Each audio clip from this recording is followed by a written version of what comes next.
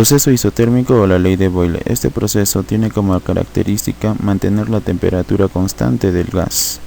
Acá en el dibujo vemos en la primera parte que estos 4 bloquecitos ejercen presión sobre este pistón para determinar el volumen del gas.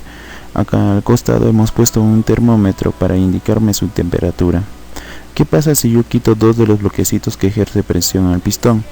Veo que la presión va a disminuir y el volumen del gas tiende a aumentar, pero vemos que la temperatura se sigue manteniendo constante, se sigue manteniendo. Eso es un proceso isotérmico.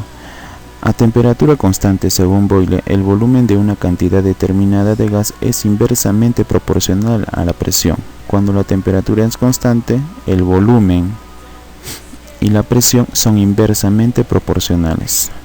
Vemos la gráfica presión versus volumen de un proceso isotérmico y la gráfica es una hipérbola equilátera. Acá tengo un estado inicial A y un estado inicial B y la relación de Boyle es presión inicial por volumen inicial es igual a presión final por el volumen final.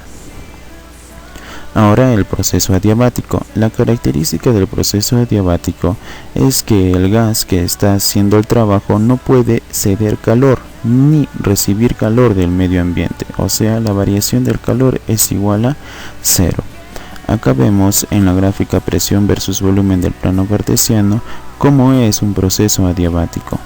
Nos damos cuenta que tiene mayor inclinación que el proceso isotérmico y aparte de eso puede unir a 2 procesos isotérmicos, un proceso adiabático en la gráfica presión versus volumen. La relación de un proceso adiabático es presión inicial por el volumen inicial elevado a una constante adiabático es igual a presión final por el volumen final elevada a una constante adiabática. Ojo, no olvidemos que gamma es el coeficiente adiabático para el proceso adiabático. Ahora tenemos que conocer lo que es una energía interna para un gas. Energía interna.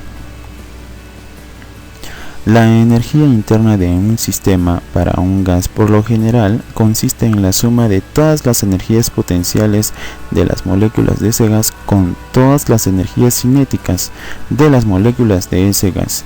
Sabemos que una molécula de gas presenta rotación, como también presenta vibración.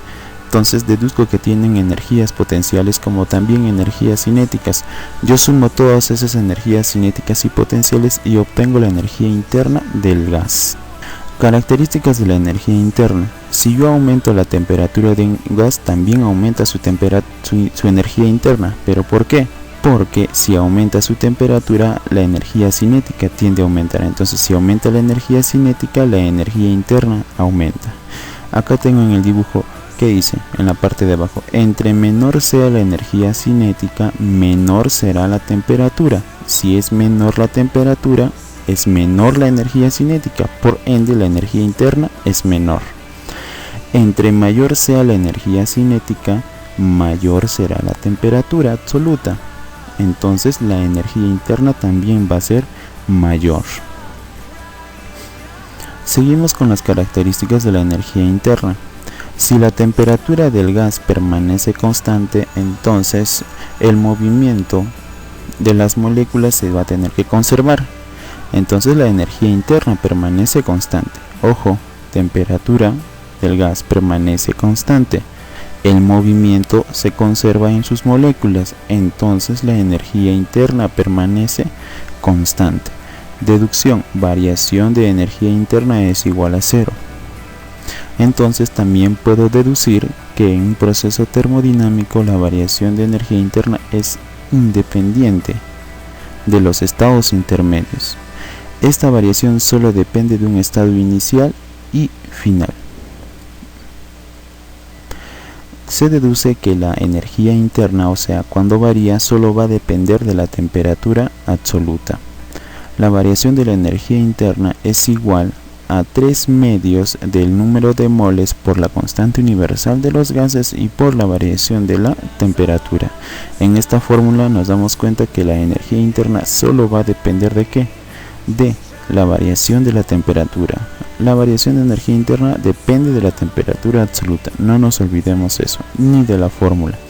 Acá lo demostramos en un proceso termodinámico, en la gráfica presión versus volumen. Nos damos cuenta que en la parte inicial, o sea en el punto A, la línea roja llega al punto B mediante su propio proceso, y la línea negra también llega al punto B mediante su propio proceso. No me va a interesar a mí qué tipo de proceso tomarán las dos gráficas. Lo único que me interesa a mí para yo hallar la variación de energía interna es su estado inicial y su estado final. No me va a interesar cómo han llegado a ese estado, solo me interesa su estado inicial y su estado final.